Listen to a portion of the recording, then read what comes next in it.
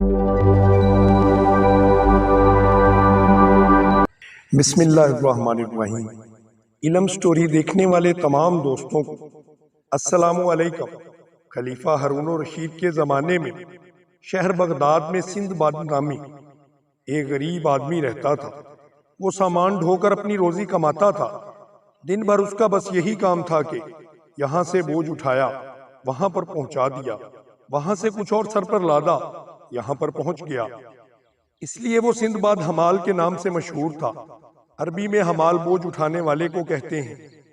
ایک دفعہ کا ذکر ہے کہ وہ بہت بھاری بوجھ اٹھائے لشتم پشتم چلا جا رہا تھا۔ گرمیوں کے دن تھے، آسمان سے آگ برس رہی تھی۔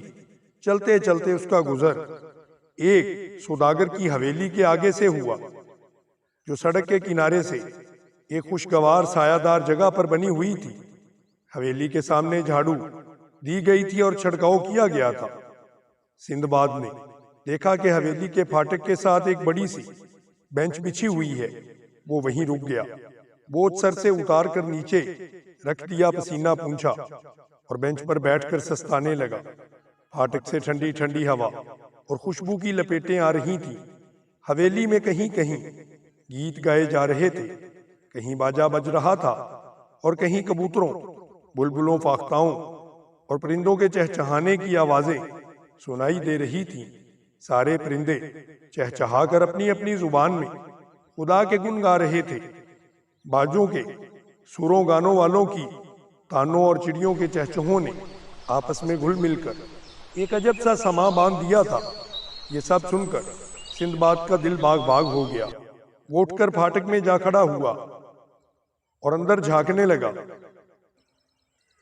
کیا دیکھتا ہے کہ اندر بڑے ٹھاٹھ کی بارادری بنی ہوئی ہے، جس کے بیچ میں پھولوں کا بھرا چمن ہے۔ ارد گرد بہت سے نوکر چاکر کھڑے ہیں۔ بالکل ایسا معلوم ہوتا ہے جیسے کسی نامی گرامی بادشاہ کا دربار ہے۔ ہر طرف سے عمدہ عمدہ کھانوں اور شربتوں کی خوشبو آ رہی ہے۔ سندھ باد حمال کی حیرت کی انتہا نہ رہی اور اس نے دل ہی دل میں کہا، واہ اللہ میاں، تمہارے سب کام نرالے ہیں۔ تم جسے چاہتے ہو امیر بنا دیتے ہو اور جسے چاہتے ہو غریب کر دیتے ہو۔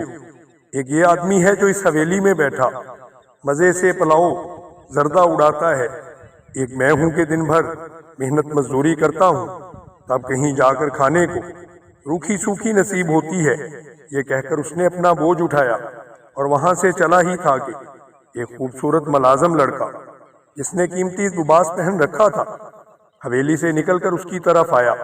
اس نے آتے ہی سندھ باد کا ہاتھ تھام لیا اور بولا کہ اندر آ جاؤ، میرے آقا تمہیں یاد فرما رہے ہیں۔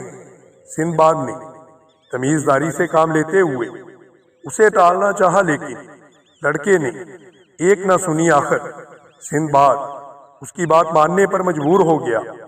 اس نے بوجھ اتار کر دربان کے پاس رکھ دیا اور لڑکے کے پیچھے پیچھے چل پڑا۔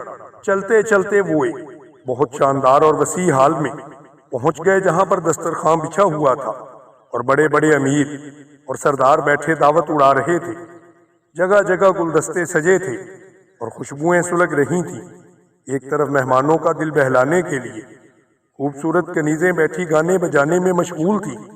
حال کے بیچ میں حویلی کا مالک بیٹھا ہوا تھا، جس کی شکل اور وضاقتہ کچھ تو ویسے ہی باروب تھی، کچھ داڑھی میں سفیدی کی جھلک آ جانے سے اور زیادہ پروقار ہو گئی تھی۔ محفل کی شان و شوکت دیکھ کر سندھ باد کے ہوش اڑ گئے اور اس نے سوچا کہ خدا کی قسم یہ حویلی نہیں، جنت کا کوئی گوشہ یا بہت بڑے بادشاہ کا محل ہے۔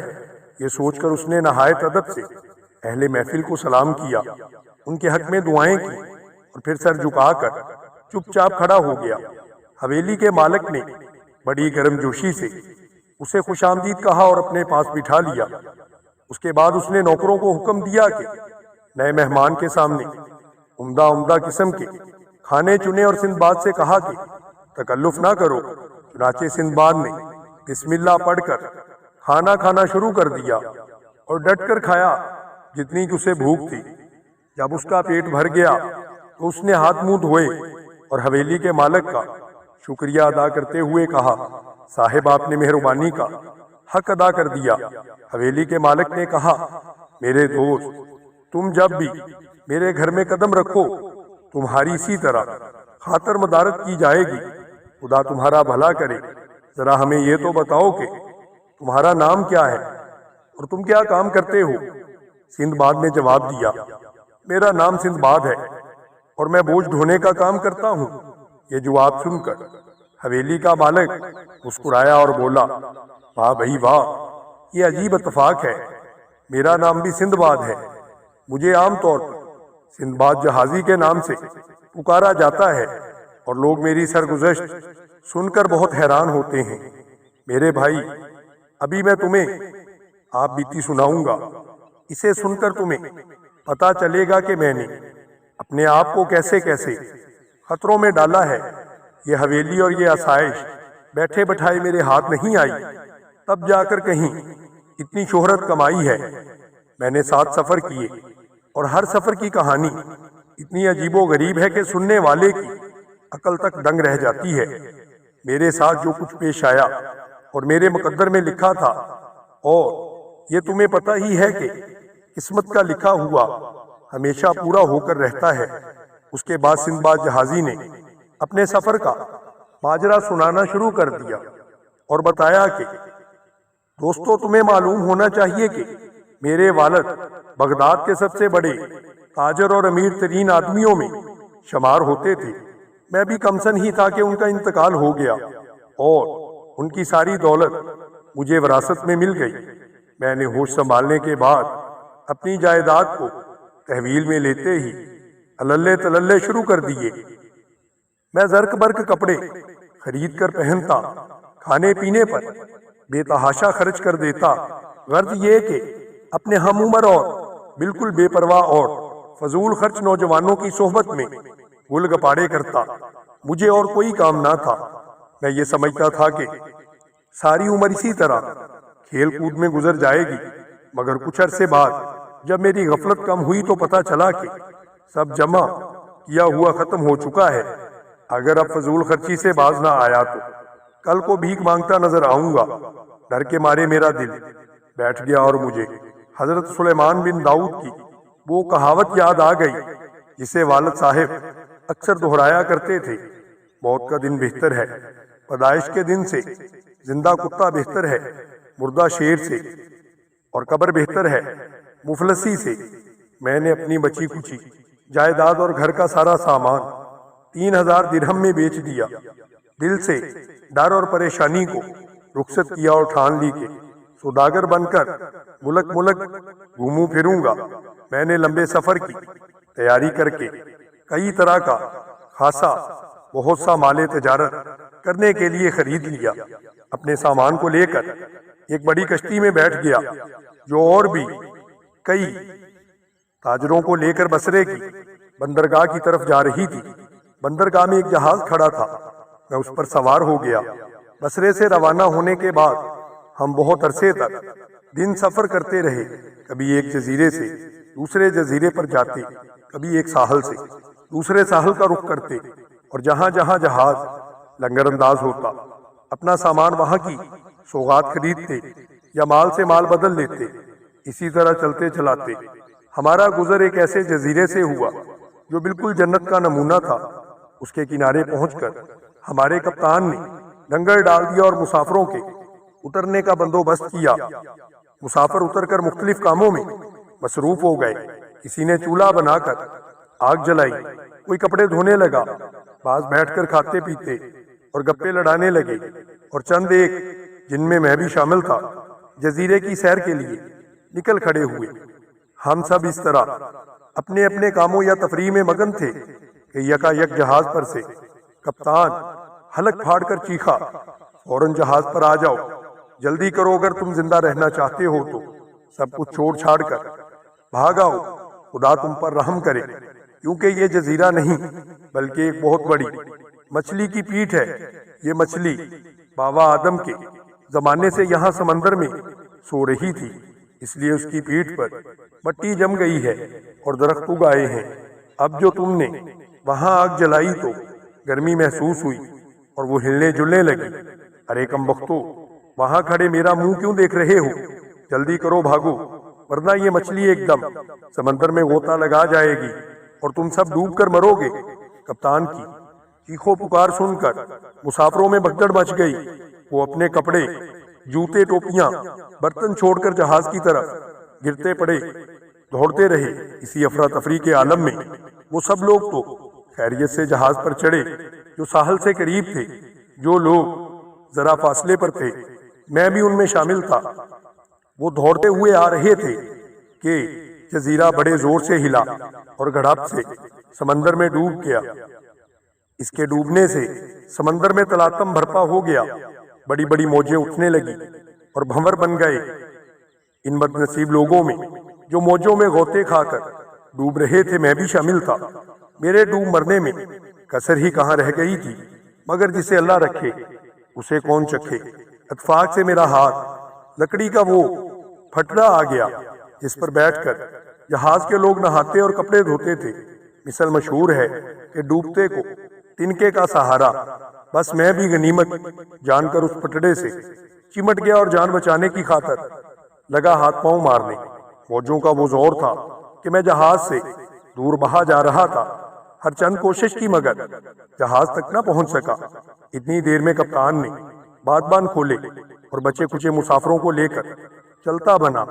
جہاز جاتا دیکھ کر میری جان ہی نکل گئی، لیکن اب کیا ہو سکتا تھا؟ بس ٹکٹکی باندھے اسے دیکھتا رہا، یہاں تک کہ وہ نظر سے اوجھل ہو گیا۔ جہاز کے غائب ہوتے ہی میں دل ہی دل میں یہ سوچ رہا تھا کہ اب میرا بچنا بہت ہی مشکل ہے۔ میں پٹڑے پر سوار بہا جا رہا تھا۔ آخر رات ہو گئی، ہر طرف اندھیرا چھا گیا، لہروں کا شور، ہوا کی سائیں سائیں۔ اتنا بڑا سمندر اور میں اس اندھیری رات میں اکیلا، خدا کے سوا وہاں کون میرے ساتھ ہو سکتا تھا؟ یوں ہی وہ رات گزر گئی۔ اگلا دن بھی ختم ہوا۔ میں اسی طرح ہوا اور پانی کے زور سے بہہ رہا تھا، میرا کوئی سہارا نہ تھا۔ آخر بہتے بہتے وہ پٹڑا ایک پہاڑی جزیرے کے کنارے تک پہنچ گیا، جہاں پر جنگل ہی جنگل تھا اور درختوں کے ٹہنے پانی کے اوپر پھیلے ہوئے تھے۔ میں نے اچھل کر ایک موٹا سا ٹہنا پکڑ لیا اور اس پر چڑھ کے گھسٹتا گھسٹتا آہستہ آہستہ خشکی تک جا پہنچا، گویا دوبارہ زندگی پائی۔ کنارے پر اتر کر مجھے احساس ہوا کہ میری ٹانگوں میں دم نہیں رہا اور مچھلیوں کے کاٹنے سے ان میں جگہ جگہ درد محسوس ہو رہا ہے۔ تکلیف اور تھکن کے مارے مجھ پر غشی طاری ہو گئی۔ میں ساری رات مردے کی طرح پڑا رہا۔ صبح ہوئی تو مجھے ہوش آیا، میری ٹانگیں سوج کر کپ کپا رہی تھیں۔ میں مشکل سے گھٹنوں کے بل رینگ سکتا تھا۔ اتفاق سے اس جزیرے پر پھلوں کے بے شمار درخت اور ٹھنڈے میٹھے پانی کی کئی ندیاں تھیں، چنانچہ کھانے پینے کا مجھے کوئی بھی فکر نہ تھا۔ مجھے بہت آرام تھا وہاں پر۔ چند دن بعد میرے تن بدن میں پھر سے جان آ گئی اور دل زندہ ہو گیا۔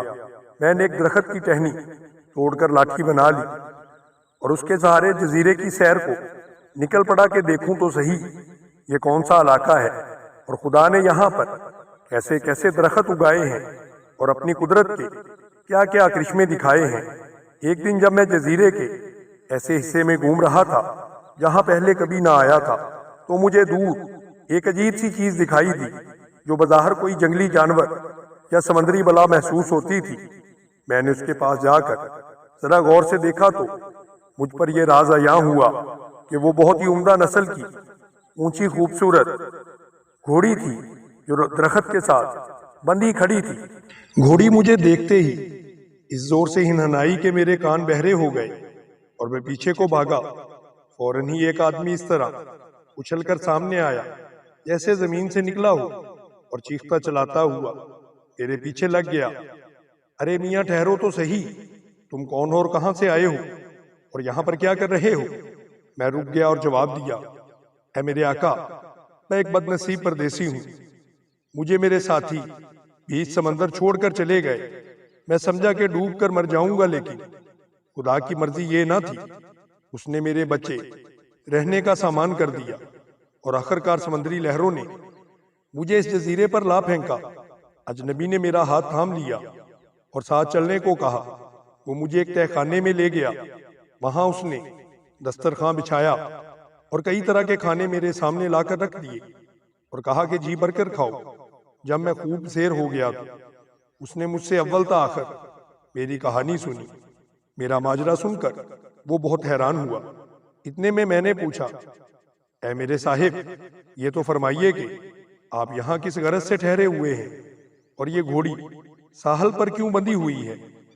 اس شخص نے جواب دیا، تمہیں معلوم ہونا چاہیے کہ اس جزیرے پر مہر جان بادشاہ کی حکومت ہے۔ میں اور میرے ساتھی شاہی سائس ہیں۔ بادشاہ کے استبل کی دیکھ بھال ہمارے ذمے ہے۔ ہر مہینے چاند کی 14ویں تاریخ کو ہم استبل گھوڑوں ساحل پر باندھ کر ادھر ادھر تہہ خانوں میں چھپ جاتے ہیں۔ ان گھوڑیوں کی بو سونگھ کر سمندری گھوڑے موجوں سے نکل کر ساحل پر آتے ہیں۔ جب وہ دیکھتے ہیں کہ آس پاس کوئی آدمی نہیں تو گھوڑیوں سے جفت ہوتے ہیں۔ پھر وہ گھوڑیوں کو کھینچ کر اپنے ساتھ سمندر میں لے جانا چاہتے ہیں۔ اس میں وہ ناکام رہتے ہیں کیونکہ گھوڑیاں مضبوطی سے بندھی ہوتی ہیں۔ کام بنتا نہ دیکھ کر انہیں غصہ آ جاتا ہے اور وہ ہنہنا کر گھوڑیوں کو دلتیاں اور ٹکرے مارنے لگتے ہیں۔ شور سن کر ہمیں معلوم ہو جاتا ہے کہ سمندری گھوڑے شرارت پر اتر آئے ہیں۔ چنانچہ ہم بھی شور و غل مچاتے ہوئے تہہ خانوں سے نکل کر ساحل کی طرف دوڑتے ہیں۔ ہمیں آتا دیکھ کر سمندری گھوڑے فوراً سمندر میں کود کر غائب ہو جاتے ہیں اور ہم گیابند گھوڑیوں کو کھول کر اپنے شہر کا رستہ لیتے ہیں۔ ان گھوڑیوں سے جو بچھیرے اور بچھیریاں پیدا ہوتی ہیں ان کا جواب نہیں۔ ایسا معلوم ہوتا ہے کہ پرستان کے گھوڑے اور گھوڑیاں ہیں۔ خیر یہ باتیں تو ہوتی رہیں گی، تم بیٹھ کر سستا لو۔ اب سمندری گھوڑوں کے برآمد ہونے کا وقت ہوا چاہتا ہے۔ اس کام سے فراغت ہو جائے تو پھر ہم تمہیں اپنے بادشاہ مہر جان کے پاس لے چلیں گے اور اپنا ملک دکھائیں گے۔ میاں تمہاری قسمت اچھی ہے جو ہم سے ملاقات ہو گئی، ورنہ ساری عمر اسی ویرانے میں کٹ جاتی۔ میں نے اس کی یہ بات سن کر اسے دعائیں دی اور شکریہ ادا کیا۔ ہماری بات چیت ختم ہوئی تھی کہ باہر سے ہنہنانے اور ٹاپے مارنے کی آوازیں آنے لگی۔ سائس فوراً اچھل کر کھڑا ہوا اور تلوار اور اپنی ڈھال اٹھا کر باہر کی طرف لپکا۔ میں بھی پیچھے پیچھے ہو لیا۔ باہر پہنچ کر دیکھا تو آس پاس سے بہت اور آدمی بھی گھاٹ سے نکل کر اس طرف آ رہے ہیں اور میرے ساتھی کی طرح تلواروں سے ڈھالیں بجا بجا کر شور مچا رہے ہیں۔ لوگوں کو آتا دیکھ کر اور اس افراتفری کو سن کر سمندری گھوڑا بڑا گھبرایا اور جلدی سے سمندر میں اتر گیا۔ ہم اطمینان سے گھوڑی کے پاس بیٹھ گئے۔ تھوڑی دیر میں دوسرے سائس بھی اپنی اپنی گھوڑیاں لیے آ پہنچے۔ مجھے دیکھ کر انہیں تعجب ہوا اور وہ پوچھنے لگے کہ یہ نئی وضع کا آدمی کہاں سے آ گیا۔ میں نے انہیں بھی اپنا قصہ سنا دیا۔ ان کا کام پورا ہو چکا تھا اور انہوں نے چلنے کی ٹھان لی۔ میں بھی ان کے ساتھ ہو لیا۔ چلتے چلتے ہم سب بادشاہ مہر جان کے شہر جا پہنچے۔ بادشاہ کو کیوں ہی میرے بارے میں پتا چلا، اس نے مجھے اپنے دربار میں حاضر ہونے کو کہا۔ میں نے دربار میں پہنچ کر اسے سلام کیا۔ اس نے سلام کا جواب دیا، بڑی مہربانی کے ساتھ مجھ سے پیش آیا اور کہنے لگا، میں بھی تمہاری کہانی ضرور سننا چاہوں گا۔ میں نے اسے اپنا سفر سارے کا سارا بیان کر دیا۔ وہ بہت حیران ہوا اور بولا کہ بیٹا تمہاری قسمت اچھی ہے، ورنہ تمہیں ڈوب مرنے سے کوئی نہیں بچا سکتا تھا۔ ہم نے تو کبھی ایسا واقعہ نہیں سنا۔ تمہیں خدا کا شکر ادا کرنا چاہیے۔ اس کے بعد بادشاہ نے میری بہت خاطر تواضع کی اور ڈھارس بندھائی۔ اس نے مجھے اپنے ملک کی بندرگاہ کا بڑا افسر بنا دیا۔ بندرگاہ میں آنے جانے والے جہازوں کی جانچ پڑتال میرے ذمے تھی اور چونکہ میں ہی وصول کرتا تھا، میں نے بڑی ایمانداری اور محنت سے کام کیا اور آرام سے رہنے لگا، بہتر سے بہتر کھاتا پیتا اور پہنتا۔ میں غریب اور مظلوم لوگوں کی مدد اور بادشاہ سے ان کی سفارش کرنے سے کبھی نہ ہچکچاتا۔ اس بندرگاہ میں میری جتنے سیاحوں سے ملاقات ہوئی، عجیب و غریب باتیں سننے اور دیکھنے کا اتفاق ہوا۔ اگر ان سب کو بیان کرنے لگوں تو میرا قصہ کبھی ختم ہی نہیں ہو سکتا۔ ایک روز جو میں بادشاہ مہر جان کے پاس گیا تو دیکھا کہ دربار میں بہت سے ہندو بیٹھے ہوئے ہیں، ان کے سر مڑے ہوئے تھے، بیچ میں صرف ایک چٹیا کے بعد، ماتھے پر چندن لگا، بازوؤں پر چھوٹے چھوٹے بت کندے، گلے میں کالا دھاگا، زرد ریشم کی دھوتی اور پاؤں میں کھڑائیں پہنی ہوئی تھی۔ غرض کے عجیب وضع کے لوگ مجھے نظر آ رہے تھے۔ میں بھی بیٹھ کر ان کی باتیں سننے لگا۔ مجھے یہ سن کر بڑی حیرت ہوئی کہ ہندوؤں کے 72 فرقے ہیں اور ذات پات کا بہت زیادہ خیال رکھا جاتا ہے۔ اس علاقے کی ایک اور عجیب بات یہ ہے کہ مہر جان بادشاہ کے ملک کے پاس ایک جزیرہ ہے جہاں سے رات کے وقت ڈھول اور دف بجنے کی آوازیں آیا کرتی تھی۔ کسی کو معلوم نہیں کہ اس ڈھول ڈھمکے کا راز کیا ہے، البتہ سیاحوں کی زبانی مجھے اتنا پتا چلا کہ اس جزیرے پر ایک نہایت محنتی اور سمجھدار قوم آباد ہے۔ اسی علاقے کے سمندر میں ایک مرتبہ میں نے ایک مچھلی دیکھی جو 100 گز لمبی تھی۔ وہاں ایک ایسی مچھلی بھی پائی جاتی ہے جس کا منہ بالکل الو جیسا ہوتا ہے۔ سمجھ نہیں آتا کہ آپ لوگوں کو کیا کیا بتاؤں۔ ایک سے ایک انوکھی چیز وہاں پر دیکھنے کو ملی۔ اگر بیان کرنے لگ جاؤں تو سناتے سناتے کئی برس بیت جائیں گے۔ اس بندرگاہ میں میرا قیام اس خواب کی مانند تھا جس میں عجیب و غریب مناظر دکھائی دیتے ہیں۔ اس کا یہ مطلب نہیں کہ میں بغداد کو بھول گیا۔ مجھے ہر وقت اپنے وطن گھر بار، رشتہ داروں اور دوستوں کی یاد ستایا کرتی۔ بار بار یہی خیال دل میں آتا کہ اب شاید واپس جانا نصیب نہ ہوگا۔ بندرگاہ میں آنے والے ہر سوداگر، سیاح اور ملاح سے میں یہی پوچھتا تھا کہ کیوں بھائی، کچھ پتا ہے بغداد یہاں سے کتنی دور ہے؟ مجھے ہمیشہ یہی جواب ملتا، بغداد، یہ نام تو ہم نے آج ہی سنا ہے۔ جوں کے جوں دن گزرتے گئے میرا جی اچاٹ ہوتا گیا۔ ایک دن کا ذکر ہے، میں اپنا عصا لیے سمندر کے کنارے پر کھڑا تھا کہ ایک بڑا سا جہاز جس پر بہت سے سوداگر سوار تھے آ کر بندرگاہ میں لنگر انداز ہوا۔ جہاز کے عملے نے سامان اتارنا شروع کیا۔ میں قاعدے کے مطابق سامان کی فہرست بنانے لگا۔ جب عملہ سامان اتار چکا تو میں نے جہاز کے کپتان سے پوچھا، اب تمہارے جہاز میں کوئی چیز رہ تو نہیں گئی؟ کپتان نے جواب دیا، جناب تھوڑا سا سامان جہاز پر اور بھی ہے۔ اس سامان کا مالک سفر کے دوران سمندر میں ڈوب گیا تھا۔ یہ گویا امانت ہے جو ہمارے پاس ہے۔ اسے بیچ کر جو روپیہ پیسہ ملے گا ہم مرحوم کے گھر والوں کو پہنچا دیں گے۔ بیچارہ بغداد کا رہنے والا تھا۔ میں نے پوچھا، اس سوداگر کا نام کیا تھا؟ کپتان بولا کہ سندباد۔ میں نے اپنا نام سن کر اسے غور سے دیکھا تو پہچان لیا۔ یہ وہی آدمی تھا جس کے جہاز میں میں سوار تھا۔ خوشی کا نعرہ لگا کر میں نے کہا، ارے یار حد ہو گئی بھائی، تم نے بھی نہیں پہچانا مجھے؟ میں سندباد ہی ہوں جسے تم سمندر میں غوطے کھاتا چھوڑ آئے تھے۔ جب اس مچھلی نے جو جزیرے پر بنی ہوئی تھی غوطہ لگایا تو اور لوگ بھی ڈوب گئے، مگر میں خدا کی مہربانی سے لکڑی کے ایک تختے پر سوار بہتا بہتا اس ملک تک پہنچ گیا۔ یہاں کے بادشاہ کی عنایت سے میں بندرگاہ کا ایک بڑا افسر بن گیا۔ اب تمہیں یقین آیا کہ میں سندباد ہوں؟ جہاز پر جو سامان باقی رہ گیا ہے وہ میرا ہے، تم میرے حوالے کرو۔ کپتان نے یہ سن کر سر پیٹ لیا اور بولا، غضب خدا کا، معلوم ہوتا ہے کہ اب دنیا سے ایمانداری اور سچائی اٹھ گئی ہے۔ ایک آدمی کے مرنے کا ذکر آ گیا تو اس کا مال ہتھیانے کے لیے اس طرح کے بہانے بنانے لگا۔ جا جا، یہ تیرا جھانسا کسی اور کو الو بنا سکتا ہے۔ ہم نے اپنی آنکھوں سے سندباد کو ڈوب کر مرتے دیکھا ہے، کہیں مردے بھی زندہ ہوتے ہیں۔ ہم سندباد کا مال ہرگز تجھے نہ دیں گے۔ میں نے کہا، کپتان صاحب خفا نہ ہو، ذرا دیر میری بات تو سنو، میں ثابت کیے دیتا ہوں کہ میں ہی سندباد ہوں۔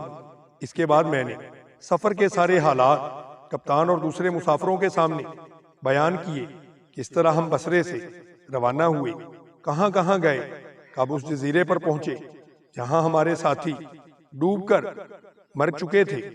اس کے علاوہ ایک دو باتیں ایسی تھیں جن کا میرے اور کپتان کے سوا کسی کو بھی علم نہ تھا، وہ باتیں بھی میں نے ظاہر کر دیں۔ سفر کا حال اور راز کی باتیں سن کر ان سب کو میرے سندباد ہونے کا یقین آ گیا اور انہوں نے مجھے پہچان لیا۔ سفر کا حال اور راز کی باتیں سن کر ان سب کو میرے سندھ باد ہونے کا یقین آ چکا تھا، اور انہوں نے مجھے پہچان بھی لیا اور بولے کہ خدا کی قسم، ہمیں پورا یقین تھا کہ تم ڈوب گئے ہو، حیرت ہے کہ تم بچ نکلے، خدا نے تمہیں نئی زندگی عطا کی ہے۔ میرا سامان جہاز سے اتارا گیا، مجھے دیکھ کر بڑی خوشی ہوئی کہ ساری پیٹیاں اسی طرح بندھی ہوئی تھی جیسے میں نے ان کو جہاز میں چھوڑا تھا۔ ہر پیٹی پر میرا نام لکھا ہوا تھا۔ میں نے سامان کھول کر بہت سی عمدہ اور قیمتی چیزیں نکالی اور انہیں اٹھوا کر بادشاہ مہر جان کے پاس لے گیا۔ میں نے کہا، میری طرف سے یہ حقیر تحفے قبول کیجئے۔ میں آپ کو ایک خوشخبری سنانے آیا ہوں۔ میرا کھویا ہوا مال و اسباب آج مجھے مل گیا۔ پھر میں نے اسے سارا قصہ سنایا، جسے سن کر بادشاہ بہت حیران ہوا اور کہنے لگا، تمہارا موت کے منہ سے نکل کر ہمارے ملک میں پہنچ جانا ہی بہت بڑا عجوبہ تھا، لیکن یہ نیا واقعہ تو اور بھی زیادہ عجیب ہے۔ یہ کہہ کر اس نے مجھے بہت سے انتہائی قیمتی تحفے دیے۔ میں نے اپنا سارا مال اچھے داموں بیچ دیا اور اس کے بدلے اس ملک کا نادر اور قیمتی سامان خرید لیا۔ جب سارا مال اسباب جہاز پر لد گیا اور کپتان نے روانگی کا ارادہ ظاہر کیا تو میں بادشاہ کے حضور پہنچا اور اس کی مہربانی اور محبت کا بہت بہت شکریہ ادا کر وطن واپس جانے کی اجازت چاہی۔ بادشاہ نے مجھے اور کئی تحفے دیے اور خدا حافظ کہا۔ بادشاہ سے رخصت ہو کر میں بندرگاہ پر آیا اور جہاز پر سوار ہو گیا۔ خدا کا نام لے کر ہم چل پڑے۔ اس مرتبہ قسمت نے ہمارا ساتھ دیا، ہمیں سفر سے کوئی حادثہ پیش نہ آیا۔ بہت دن رات سفر کرنے کے بعد ہم صحیح سلامت بصرہ پہنچ گئے۔ میں نے چند دن وہاں قیام کیا اور پھر اپنے مال کو لے کر بغداد کا رستہ لیا۔ وطن پہنچ کر مجھے جتنی خوشی ہوئی میں اس کو لفظوں میں ہرگز بیان نہیں کر سکتا۔ میرے گھر پہنچنے کی خبر پھیلی تو سارے دوست احباب اور رشتے دار دوڑتے دوڑتے ہوئے چلے آئے اور سب نے مجھے مبارکباد دینا شروع کر دی۔ میرے پاس اب دولت کی کمی تو نہیں تھی۔ میں نے بہت سے نئے مکان اور زمینیں خرید لیں، سینکڑوں آدمی ملازم رکھ لیے، تجارت کر کے خوب روپیہ کمایا۔ کوئی دن ایسا نہ جاتا جب میں اپنے دوستوں کی دعوت نہ کرتا۔ ہر روز میرے لیے عید کا روز تھا، ہر شب شب برات۔ وہی حال میرا تھا۔ سفر کی مصیبتیں، پردیس کے دن، سب کسی سنی ہوئی کہانی کی طرح تھے۔ کبھی بھول کر بھی ادھر خیال نہ جاتا، سوائے گل چھرے اڑانے کے کوئی کام نہ تھا۔ یہ تھی بھائیوں میری داستان۔ یہ میرے پہلے سفر کی کہانی تھی جو مکمل ہوئی۔ میرے دوستو، اگر آپ ہماری کہانی کا اگلا حصہ سننا چاہتے ہیں تو ہمارے چینل علم سٹوری ٹی وی کو سبسکرائب کریں اور بیل آئیکن کو بھی دبا دیں